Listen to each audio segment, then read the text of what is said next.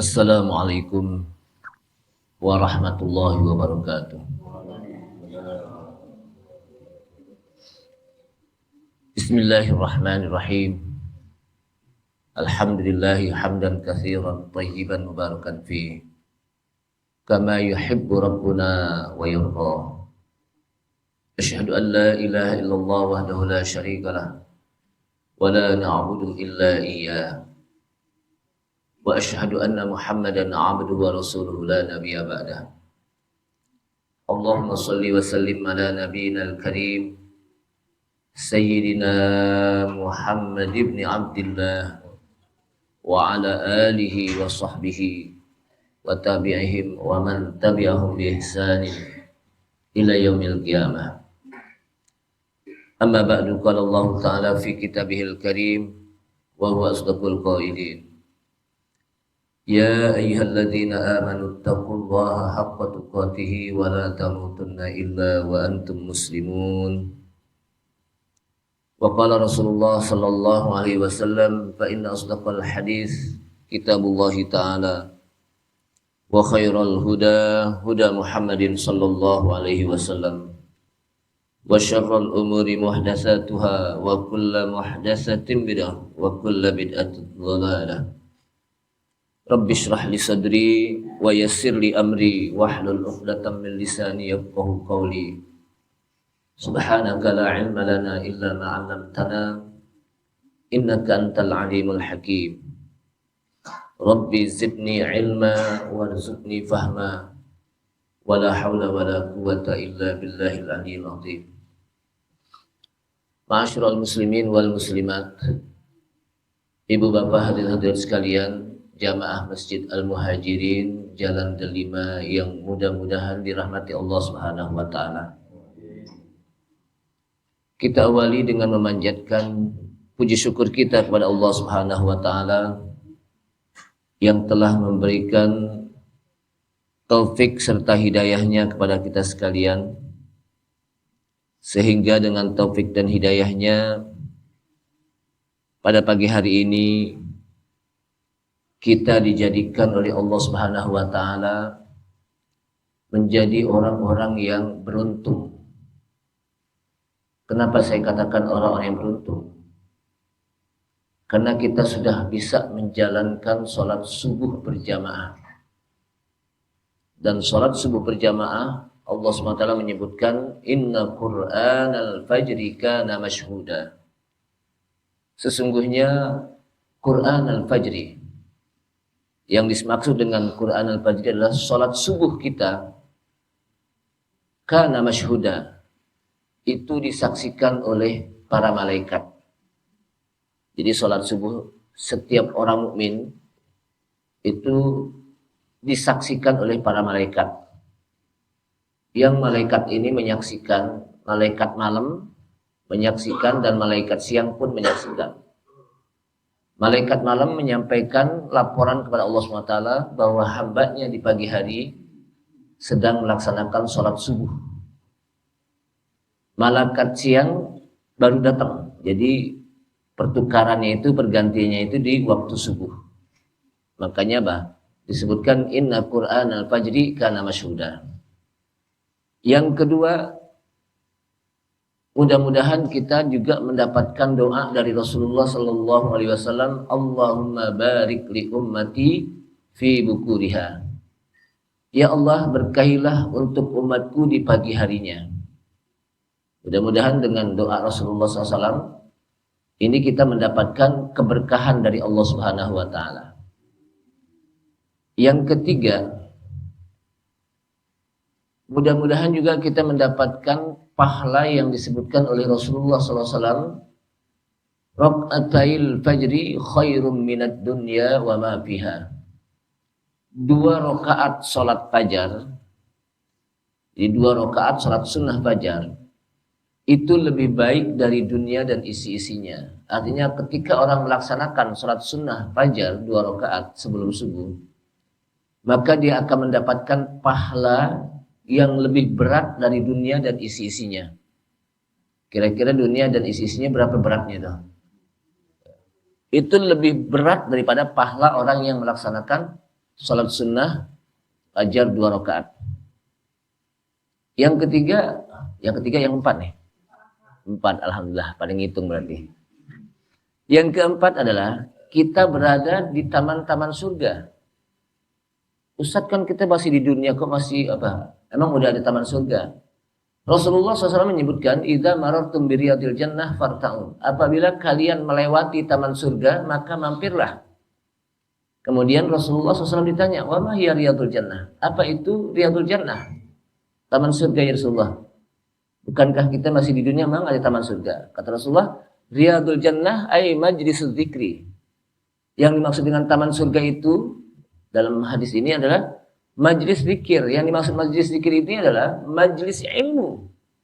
Jadi kita berada di majlis ilmu, itu berarti seakan-akan kita berada di taman surga. Kemudian yang kelima berarti, betul ya?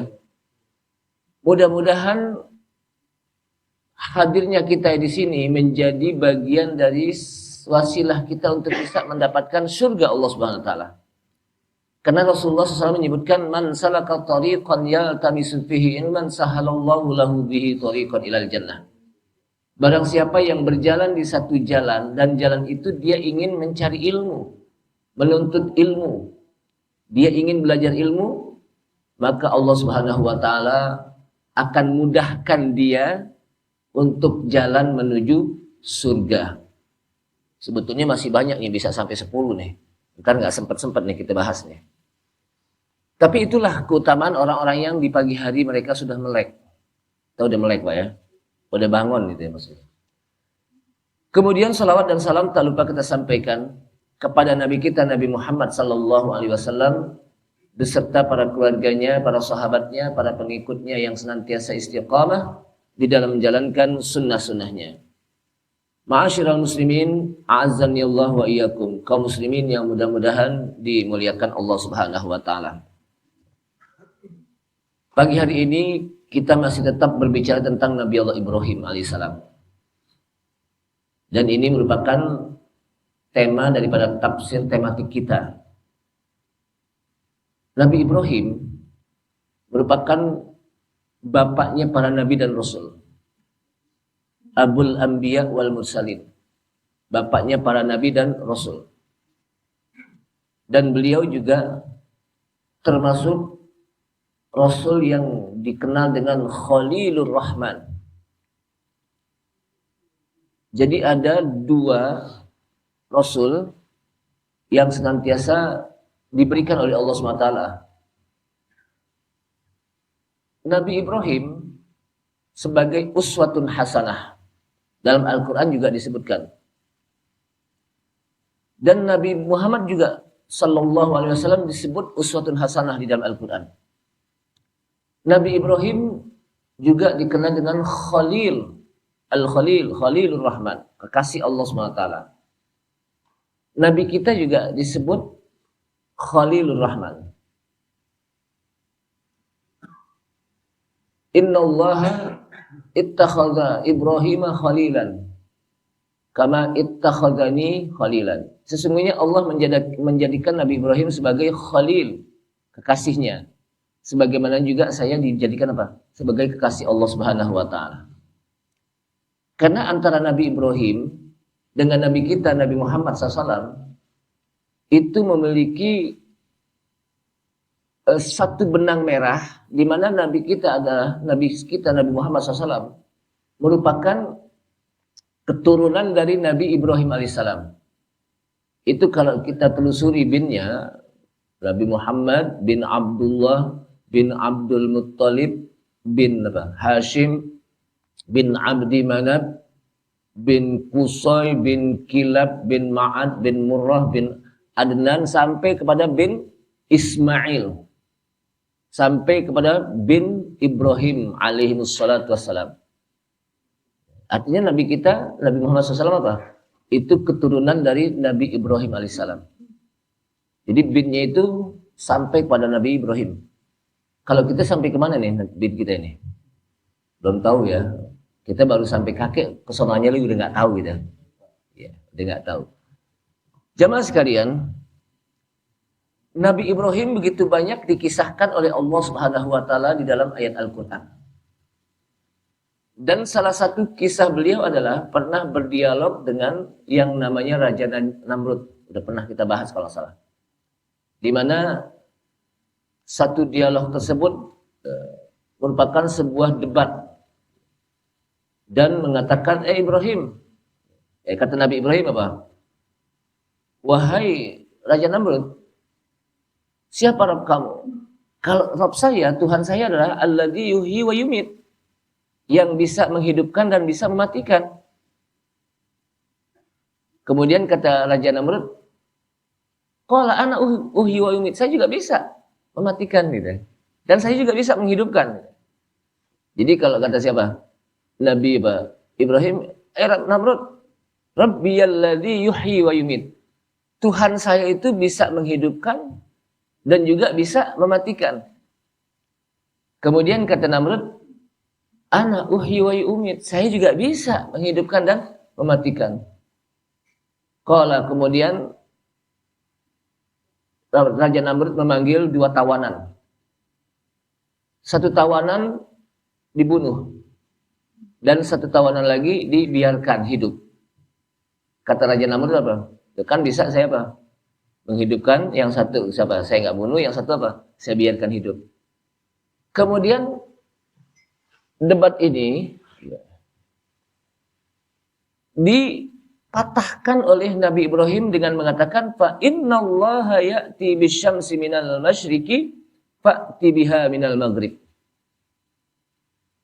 Jadi debat ini, dialog ini dipatahkan oleh Nabi Ibrahim yang mengatakan, kalau begitu, fa innallaha ya'ti bisyamsi minal masyriq.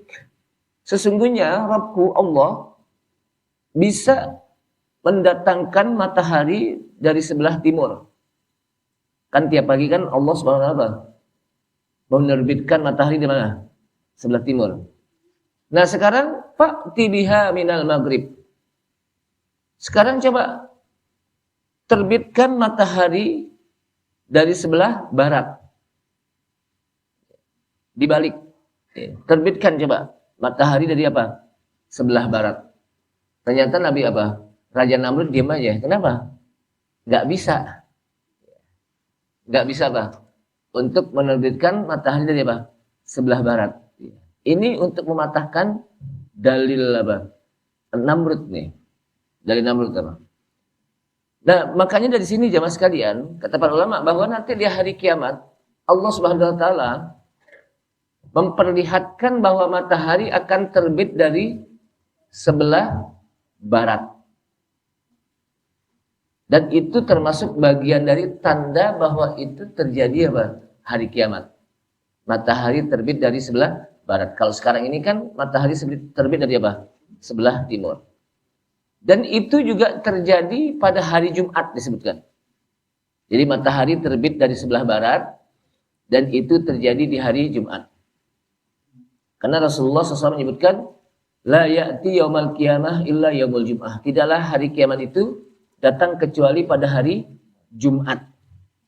Dan di situ akan Allah Subhanahu wa taala terbitkan matahari dari sebelah barat. Dan pada saat matahari terbit dari sebelah barat, saat itu orang yang ingin bertobat tidak diterima tobatnya oleh Allah Subhanahu wa taala. Saat itu orang-orang yang kafir ingin beriman kepada Allah Subhanahu wa taala tidak diterima imannya. Kenapa? Karena pada saat matahari terbit dari sebelah barat, di situ pintu tobat Allah Subhanahu wa taala tutup. Dan pintu ampunan Allah Subhanahu wa taala tutup. Karena udah selesai. Dan itu bagian dari tanda-tanda hari kiamat. Jamaah sekalian, kemudian kita masuk lagi kepada kisah Nabi Ibrahim dalam sebuah ayat di surat Al-Baqarah ayat 259. A'udzu billahi minasy syaithanir rajim. Bismillahirrahmanirrahim.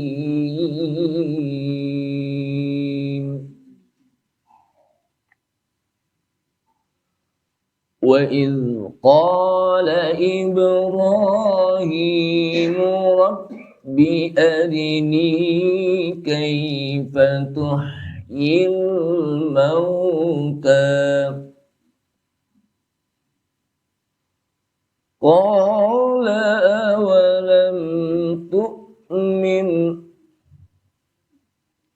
قال بلى ولكن ليطمئن قلبي قال فخذ أربعة من الطير فصرهن إليك ثم اجعل على كل جبل منهن جزءا ثم ادعهن يأتينك سعيا واعلم أن الله عزيز حكيم.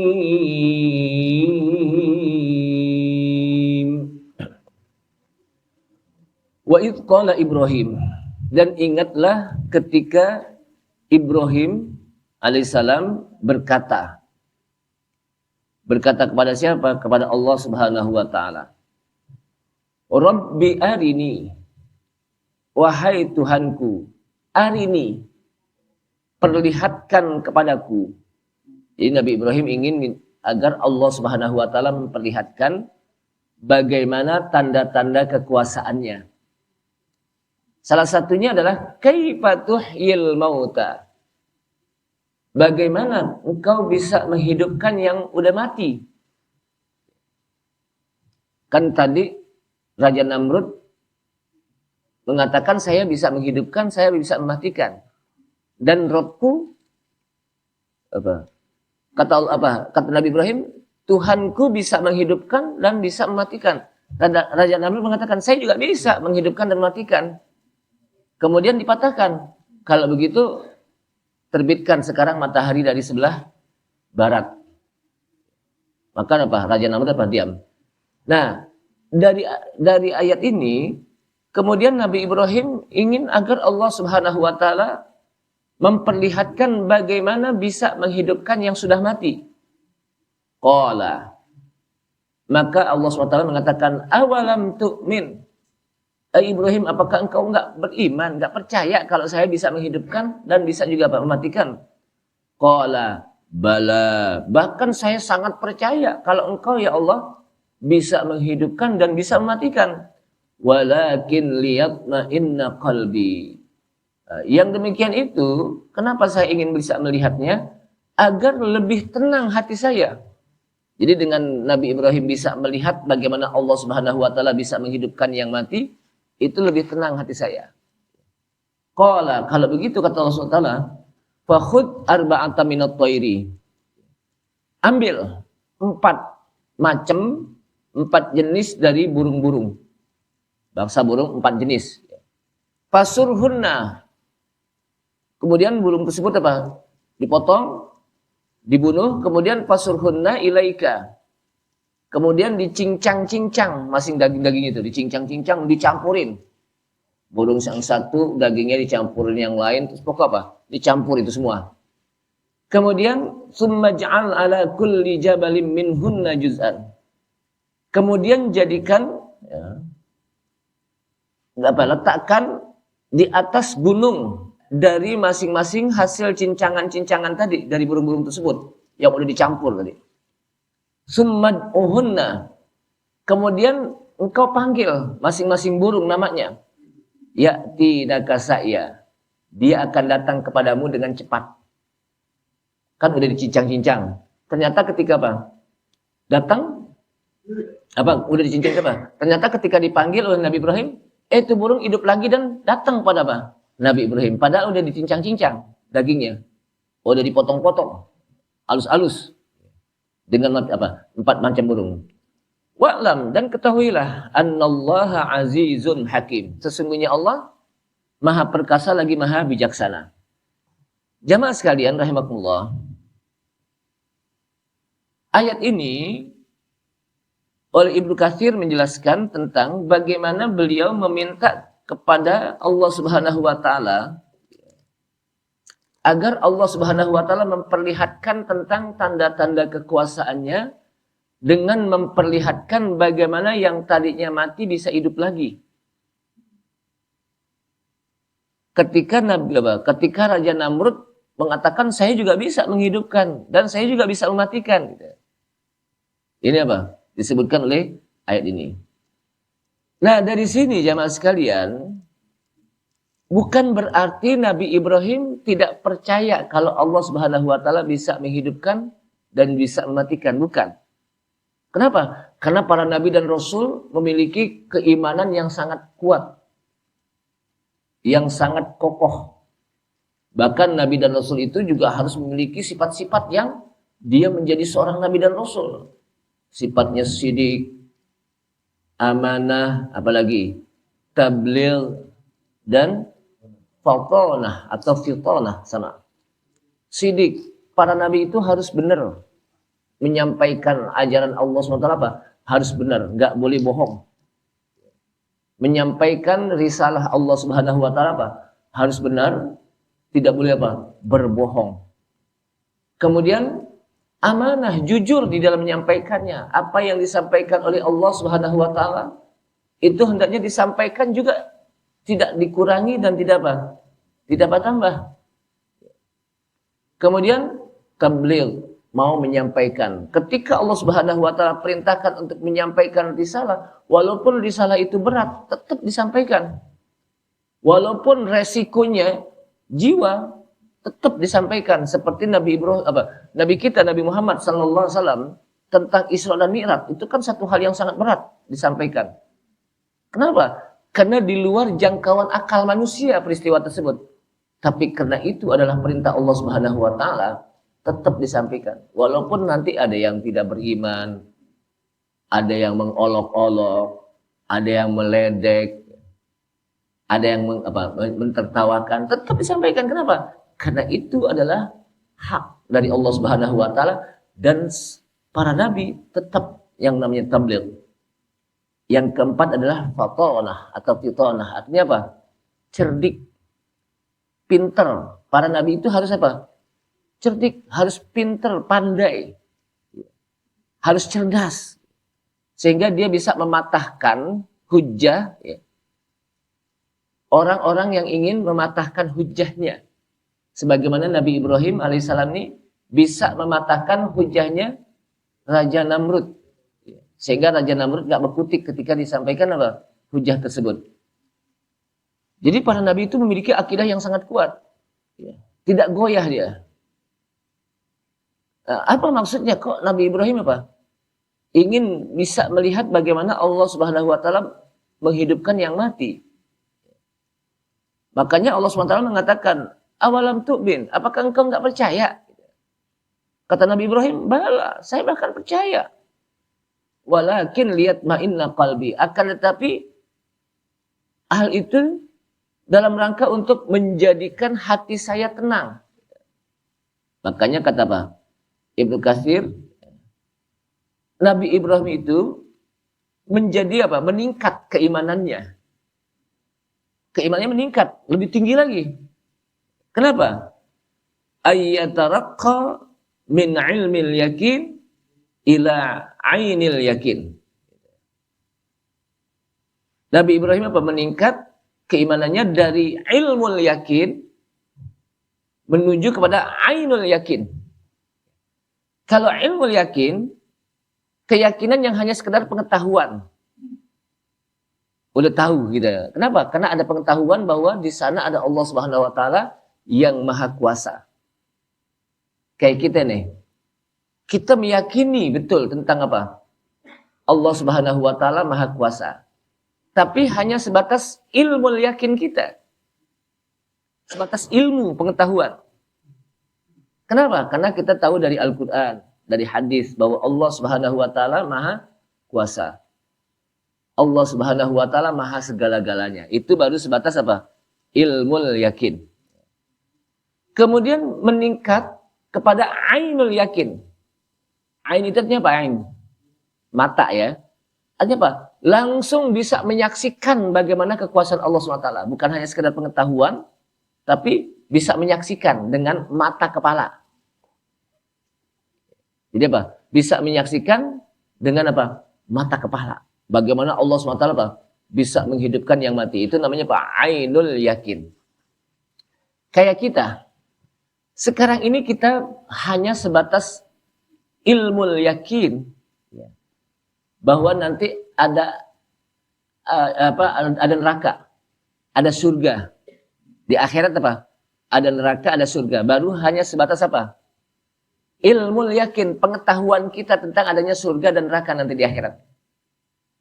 Nah, ketika nanti kita sudah masuk kepada surga dan orang-orang kafir sudah masuk kepada apa? Neraka, maka mereka akan menjadi yang namanya apa? Ainul yakin. Kenapa? Karena langsung bisa dilihat oleh mata mereka. Bahkan sampai kepada tahap hakul yakin. Betul-betul keyakinan dia diperlihatkan. Bisa itu ya dipahami tentang apa? Jadi Nabi Ibrahim bukan berarti apa? Minta ini bukan berarti imannya lemah, enggak. Karena para Nabi dan Rasul imannya apa? Pada kuat. Mereka sudah dibina oleh Allah SWT, sudah dipersiapkan bagaimana keimanannya oleh Allah SWT. Maksudnya di sini adalah agar imannya itu meningkat dari yang tadinya ilmu yakin, pengetahuan tentang yakin ada Allah SWT dan yakin tentang bagaimana kekuasaan Allah SWT, maka meningkat menjadi ainul yakin, di mana mereka bisa langsung apa? Nabi Ibrahim bisa langsung melihat bagaimana apa? Kekuasaan Allah Subhanahu wa taala dengan matanya. Jamaah sekalian rahimakumullah. Rabbi arini kaifa tuhyil mauta. Wahai Tuhanku, perlihatkan kepadaku bagaimana engkau bisa menghidupkan yang mati. Qala awalam tu'min. Kata Allah SWT, apakah kamu tidak percaya? Tidak apa? Percaya. Qala bala. Kata-kata bala itu menjelaskan tentang apa? Bahkan saya sangat percaya. Bahkan saya apa? Sangat percaya. Walakin liyatma'inna qalbi. Akan tetapi agar ini menjadi tenang hati saya dengan bisa melihat bagaimana apa? Kekuasaan Engkau ya Allah. Jamaah sekalian rahimakumullah. Di sini ada catatan. Ada catatan yang disampaikan oleh Ibnu Katsir, di mana Ibnu Katsir menjelaskan tentang catatan tersebut, annahu, jadi bahwasanya Nabi Ibrahim tidak ragu terhadap kekuasaan Allah Subhanahu wa taala. Sebagaimana Nabi para nabi yang lain juga tidak ada yang ragu tentang kekuasaan Allah Subhanahu wa taala, annallaha qadirun ala ayyuhiyal mauta, bahwa Allah Subhanahu wa taala maha kuasa untuk menghidupkan yang mati. Akan tetapi hal tersebut dilakukan agar mereka bisa melihat bagaimana kekuasaan Allah Subhanahu wa taala dan menjadi tenang hati mereka. Sebagai hujjah untuk menyampaikan kepada kepada umatnya. Kemudian Allah Subhanahu wa taala memerintahkan kepada Nabi Ibrahim, kalau ingin melihat, fakhudh arba'atan minat thair. Kalau gitu, ambillah 4 jenis binatang burung. Ya. Jadi apa? Fakhudh arba'atan minat thair. Ambil 4 jenis binatang burung dengan berbagai macam jenisnya. Jadi nggak semua sama. Walaupun di sini disebutkan ada burung gagak, ada burung hamamah, ya. Ada bahkan adik itu artinya ayam dan sebagainya. yang pokoknya yang berjenis apa? Burung-burung, angsa ya, burung-burung. Kemudian setelah itu fasurhunna. Fasurhunna di sini adalah apa? Potong dan dicincang-cincang lalu apa? Ditumbuk-tumbuk kemudian dicampur semuanya dari jenis bidang apa? Daging-daging tersebut. Tulangnya juga dialusin. Bukan hanya dagingnya apa? Tulangnya dialusin. Kemudian setelah itu apa? Letakkan di 4 gunung. Letakkan apa? Masing-masing itu di 4 gunung. Yang udah dicincang-cincang itu apa? Dibagi 4. Lalu apa? Masing-masing ditaruh di atas gunung. Kemudian panggil masing-masing burung itu dengan namanya. Dengan apa? Nama jenis burung tersebut. Summa apa? Summan uhunna. Kemudian apa? Panggil mereka. Ya'tinaka sa'ya. Dia akan datang kepadamu dengan cepat. Padahal udah dipotong-potong. Apa? Jadi apa? Lebih cepat lagi. Jadi inilah Allah Subhanahu wa taala berikan mukjizat kepada Nabi kita kepada Nabi Ibrahim alaihissalam. Mukjizat. Apa sih arti mukjizat? Mukjizat itu disebutkan amrun khariqun lil adah. Perkara khariqun lil adah yang menyelisihi kebiasaan. Itu namanya apa? Mukjizat. Para nabi dan rasul Allah Subhanahu wa taala berikan mereka yang disebut apa? Mukjizat. Kalau orang-orang soleh, Allah Subhanahu wa taala berikan mereka karomah namanya. Kalau orang kita bilang namanya apa? Keramat. Gitu. Padahal dalam bahasa Arab apa? Karomah, kemuliaan. Itu namanya apa? Karomah. Kalau orang-orang yang tidak taat kepada Allah SWT, orang-orang bermaksiat itu apa? Ya orang-orang apa? Fasik itu disebut dengan sihir. Sihir juga bagian dari apa? Amrun khariqun lil adah, perkara yang di luar kebiasaan. Tapi sihir datangnya dari setan kata para ulama. Sedangkan karomah, mukjizat, bahkan ada yang namanya irhas, maunah itu datangnya dari Allah Subhanahu wa taala. Dan para nabi dan rasul mereka diberikan mukjizat ketika terjadi hal yang kalau bahasa kita udah kepepet. Seperti Nabi Musa alaihissalam. Ketika dikejar oleh Fir'aun dengan bala tentaranya, Nabi Musa dan orang-orang Bani Israel dikejar sampailah ke tepi laut. Ketika di tepi laut, Nabi Musa kebingungan. Mau maju terus laut, mau balik lagi ke belakang, Fir'aun sama bala tentaranya lagi apa? Kejar-kejar.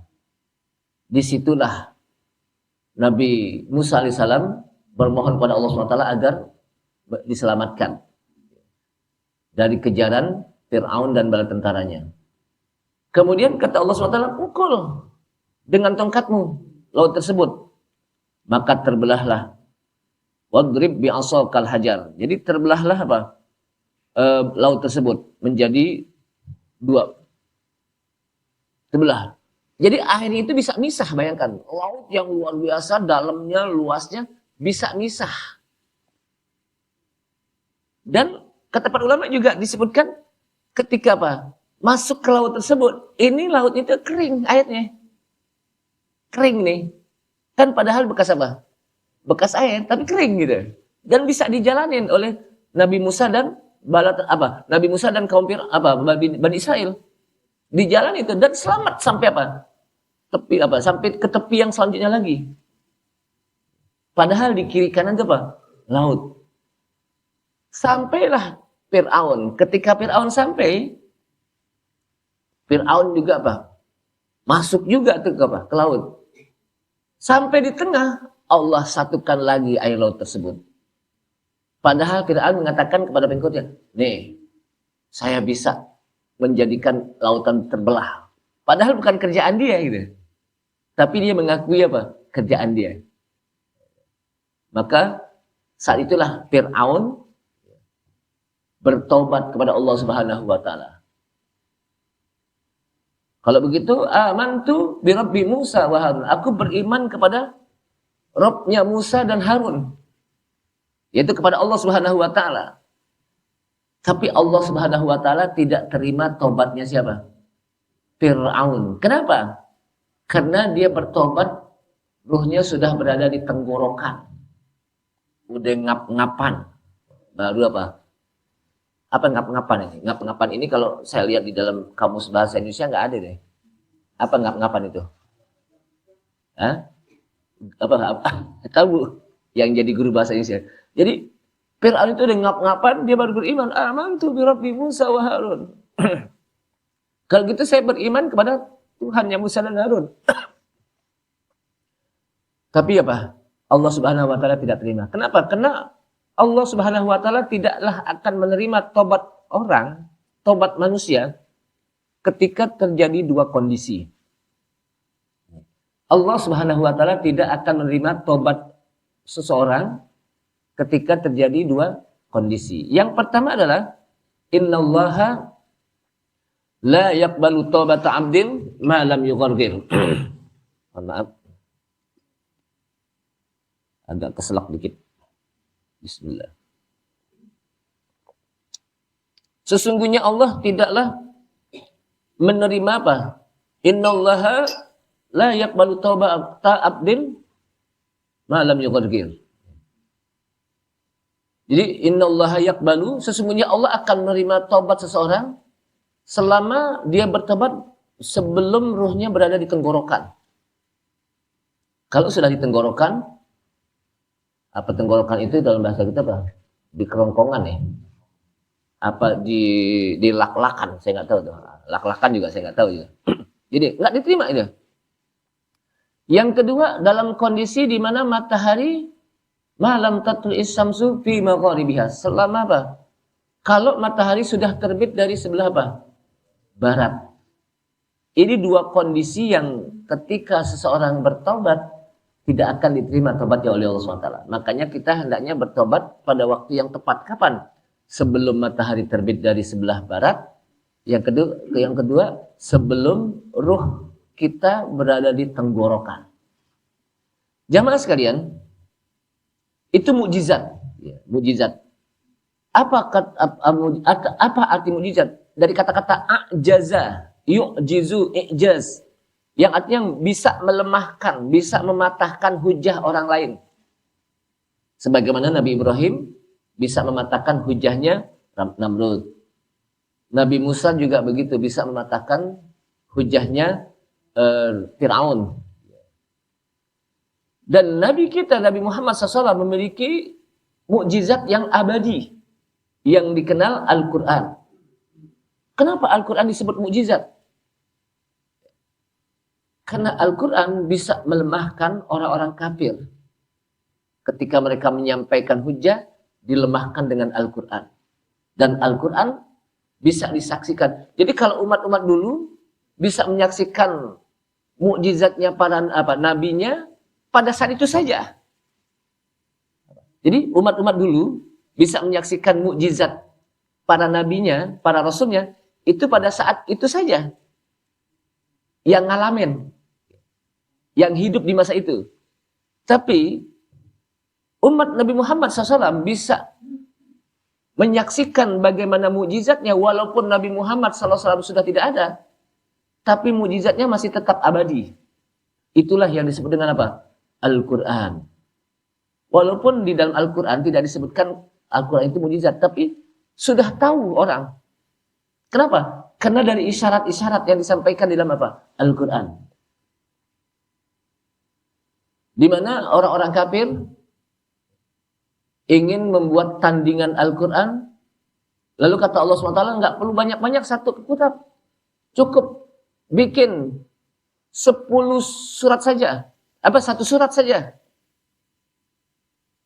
Satu surat saja. Nggak perlu banyak-banyak. Mereka nggak mampu. Kalau satu surat aja nggak bisa, asyru suwarin. 10 surat. Atau di dalam apa? Kita balik. Kamu tidak bisa membuat seperti Al-Quran. Kalau nggak bisa, nggak perlu banyak-banyak. 10 surat. Nggak bisa juga satu surat. Nggak bisa juga. Berarti Al-Quran sebagai apa? Mukjizat. Kenapa? Karena ada yang menantang Al-Quran untuk bisa membuatnya. Dan ternyata dipatahkan dengan Al-Quran. Ini menandakan Al-Quran adalah apa? Al-Mu'jizah Al-Khalidah. Mukjizat yang abadi. Jamaah sekalian rahimakumullah. Kemudian ayat itu ditutup dengan Allah SWT mengatakan wa'lam annallaha azizun hakim. Ketahuilah bahwa Allah maha perkasa lagi maha bijaksana. Artinya dengan Allah Subhanahu wa taala memperlihatkan tentang tanda-tanda kekuasaannya kepada Nabi Ibrahim alaihissalam, itu Allah SWT menjelaskan bahwa Allah maha perkasa. Hal yang tersebut apa? Maha perkasa. Mudah bagi Allah Subhanahu wa taala. Mudah bagi Allah Subhanahu wa taala. Dan hakim, Allah maha bijaksana. Jadi apa? Allah maha bijaksana. Jamaah sekalian. Nah, dari sini berarti bahwa bagaimana hebatnya kekuasaan Allah Subhanahu wa taala, dan itu wajib kita yakini. Wajib apa? Kita yakini. Apapun yang ada terjadi di dunia ini tidak terlepas dari takdir dan tentu kekuasaan Allah Subhanahu wa taala. Itu yang terjadi. Saya sering katakan bahwa ketika ceramah kematian, kenapa sih manusia habis hidup lalu mati? Hidup dan mati. Untuk menandakan bahwa manusia itu tidak berdaya, tidak abadi. Kenapa? Karena habis hidup apa? Meninggal. Sebetulnya kalau bahasa yang halus itu bukan meninggal, mati ya. Karena ada kata-kata maut. Mata yamutu dari bahasa Arab. Karena bahasa Arab itu apa? Dari kata-kata mata yamutu, mautan. Lebih halus. Jadi apa? Untuk menjelaskan kenapa kita apa? Hidup aja deh terus di dunia deh. Kalau hidup aja terus di dunia, berarti dunia adalah tempat di mana istirahat terakhir manusia. Nggak ada lagi apa? Akhir. Justru dengan adanya akhirat untuk menjelaskan jangan sampai manusia hidup di dunia itu sembarangan. Kenapa? Karena nanti ada negeri akhirat yang akan manusia akan membayar sanksinya. Makanya dunia ini apa? Darul apa? Ad-dunya darul apa? Al-mazru'ah. Mazru'ah itu apa? Tempat di mana kita menanam. Kalau akhirat tempat di mana darul jaza. Jadi ad-dunya darul amal wal akhirah darul jaza.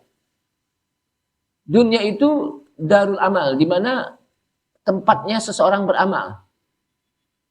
Wal akhirah darul jaza, dan akhirat itu sebagai tempat pembalasan. Jadi jangan dibalik, ntar aja nanti kalau saya di akhirat baru saya mau bisa beramal. Ntar aja kalau di akhirat saya baru mau sholat. Nggak ada lagu deh. Kenapa? Karena nanti akhirat adalah apa? Darul jaza, tempat di mana kita akan dibalas semua yang pernah kita lakukan di dunia. Jadi dengan adanya kematian untuk menjelaskan kepada kita, yang pertama, tidak ada yang abadi di hidup di dunia ini. Siapapun dia. Apakah dia pejabat atau rakyat? Apakah dia raja atau rakyat? Apakah dia orang kaya atau orang yang tidak kaya? Semuanya akan meninggal. Jangankan kita, Nabi Adam aja meninggal. Bapak manusia. Nabi Muhammad SAW pun apa? Meninggal. Kenapa apa? Tidak ada yang abadi. Yang kedua, untuk menjelaskan kepada kita bahwa hidup itu bukan hanya sekedar di dunia, tapi juga nanti ada di akhirat. Jadi apa? Jangan sampai apa? Saya nggak mau ke akhirat, tapi saya mau yang hidup di dunia aja. Nggak bisa. Itu semuanya akan dialami oleh manusia. Walaupun dia menginginkan hanya hidup apa? Di dunia. Yang ketiga, untuk menjelaskan kepada kita bahwa ada hari pembalasan nanti di akhirat. Ada hari apa? Pembalasan. Yang keempat, untuk menjelaskan kepada kita bahwa dengan kematian itu untuk memperlihatkan kelemahan manusia. Kalau udah datang mati, kita nggak bisa apa-apa lagi. Ada gak yang bisa ngelawan sama malaikat maut ketika datang? Malaikat maut jangan cabut. Bos saya dulu, ntar aja.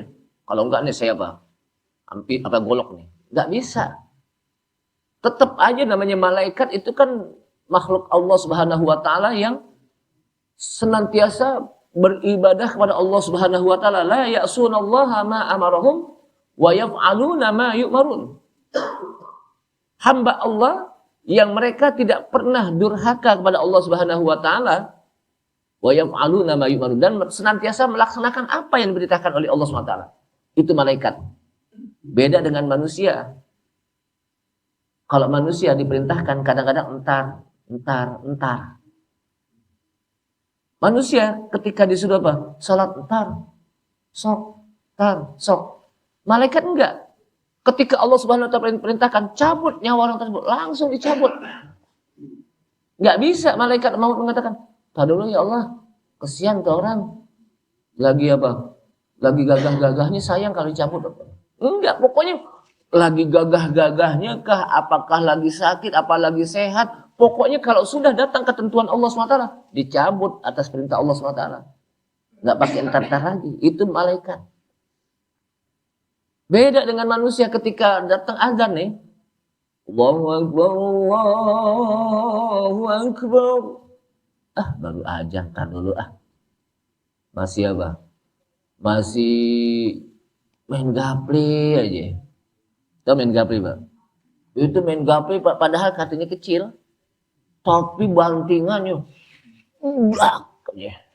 sampai berbunyi. Ini yang apa? Yang senyum kayaknya pernah ngeliat, bukan main nih, pernah ngeliat ini. Katanya sih kecil, tapi bantingannya ya. Main apa? Udah kan, Allahu Akbar, Allahu Akbar. Masih dorong-dorong kayu, tahu dorong-dorong kayu? Main catur, kayu didorong, dipikirin aja. Kalau baca Quran, 5 menit udah ngeriap-ngeriap tuh. Tapi kalau main catur, berjam-jam mata masih melotot. Pikirin aja gitu. Padahal baca Quran nggak bisa ditadaburin itu ya. Jadi apa? Entar-entaran. Udah mau qomat, masih entar aja dah. Imam udah mulain, Allahu Akbar, baru imam takbir. Orang-orang pada pulang. Baru juga pulang, tadi juga masih ada waktunya. Akhirnya kehabisan waktu.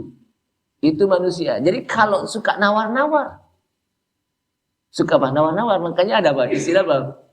Zuhur kesibukan, asar di perjalanan, maghrib kecapean, isya ketiduran, subuh kesiangan. Wahai umat Nabi, ingat pada Allah, bila tak sembahyang, bila tak puasa, matinya akan diganjar nanti di akhirat. Jamaah sekalian, jadi artinya di sini lagunya itu apa? Menandakan kalau giliran sholat ada aja alasannya gitu. Giliran sholat apa? Ada aja alasannya. Tapi kalau giliran diajak, di sana ada konser no. Oh iya nggak apa-apa, nanti apa aja tinggal, pokoknya penting apa bisa ke sana gitu. Itu kalau ada konser. Padahal tempatnya jauh, desek-desekan, tapi tetap aja apa? Bayar satu tiket berapa nih? Satu tiket 50.000 atau 100.000. Giliran sholat, tak dulu Padahal sholat apa? Free. Nah itulah manusia. Makanya mumpung kita masih hidup di dunia, jadikanlah dunia ini sebagai darul amal kita, tempat di mana kita beramal, menanam. Kalau kita tanam kebaikan di dunia, nanti otomatis kita akan petik kebaikan kita. Itu nggak ketukar tuh. Tapi kalau kita tanam di dunia keburukan, yang akan dipetik juga keburukan. Seperti kita nanam pohon. Kita nanam pohon apa nih? Pohon mangga. Kita akan petik buah mangganya. Nggak mungkin saya nanam pohon mangga, tiba-tiba yang berbuah apa? Durian. Nggak mungkin itu. Begitu juga kita nanam apa? Nah, amal soleh. Pasti yang akan kita petik amal soleh. Wallahu a'lam. Ini saja. Kayaknya udah suruh ya. Udah belum nih? Kalau belum saya lanjutin lagi nih sampai jam 10. Kalau Bapak, kalau belum gitu. Tapi kalau udah, mudah-mudahan bermanfaat bagi kita sehingga dengan kajian ini bisa menambah keimanan kita kepada Allah Subhanahu wa taala. Kalau sudah menambah keimanan kita kepada Allah Subhanahu wa taala, menambah amal soleh kita. Sehingga jadilah di sisa umur kita menjadi amalan-amalan yang menjadi bekal kita dan menjadi bekal untuk hidup di akhirat nanti. Karena kita ini kan termasuk sisa umur. Sisa umur bukan? Kenapa? Karena yang kita udah lewatin udah banyak. Udah kita lewatin 60 tahun. Kita udah lewatin 40 tahun. Kan berarti tinggal sisa. Namanya sisa ya sedikit. Yang namanya ampas sedikit tapi banyak gitu. Jadi ini ampas umur kita nih, sisa. Kan kalau bahasa Betawi Pak, ampas itu apa? Sisa gitu ya. Nah, jadikanlah sisa yang ada ini menjadi umur yang berkualitas. Menjadi umur yang berbobot. Dengan cara apa? Walaupun umurnya sisa, tapi amalannya banyak. Pahalanya juga banyak. Dan inilah yang kita harapkan menjadi bekal kita nanti untuk di akhirat dan menyebabkan kita bisa mendapatkan surga Allah Subhanahu wa taala. Wassalamualaikum warahmatullahi wabarakatuh.